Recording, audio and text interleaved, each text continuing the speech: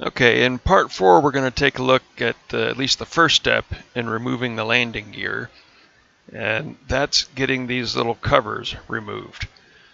Now, I've read and seen a lot of folks that have lost these covers in flight. 3 of mine were missing when I started this project. 2 came off when I knocked my drone off the kitchen table, and the third one came off when I unexpected return to home sent it into a tree. What happens on these is the landing gear itself will flex. So pressure from the outside pushing the gear in will tend to squeeze these covers out towards the middle of the drone.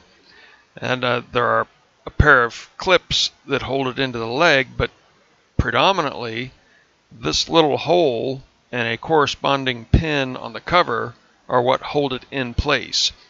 And I've seen a lot of videos of people taking these apart where they just jam a screwdriver in this crack and start prying. And while that will certainly remove the cover, it will most generally break that little pin as well.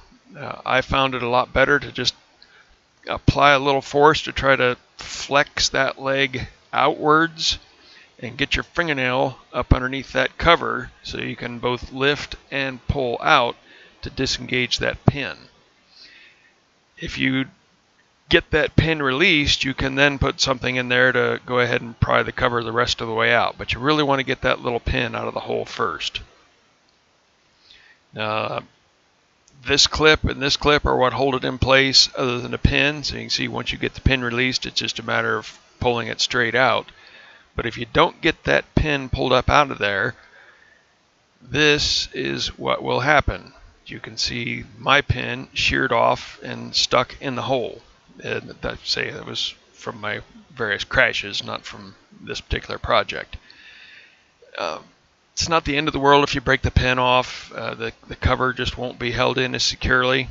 I put mine back on and put a wrap of clear tape around them just to hold them in place.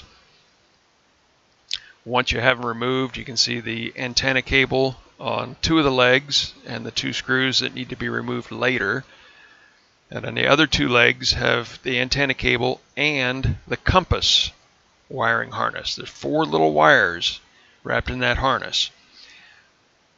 Some of the videos show a way to get that off of the antenna. It wasn't really necessary for this project, so I left it in place. There's a better view of it, and that screw back there is what's a little harder to get to with those wires in there, and why that smooth shank jeweler's screwdriver worked out so much better putting the new ones in. Of course, pulling them out with an Allen wrench, so that wasn't too tough.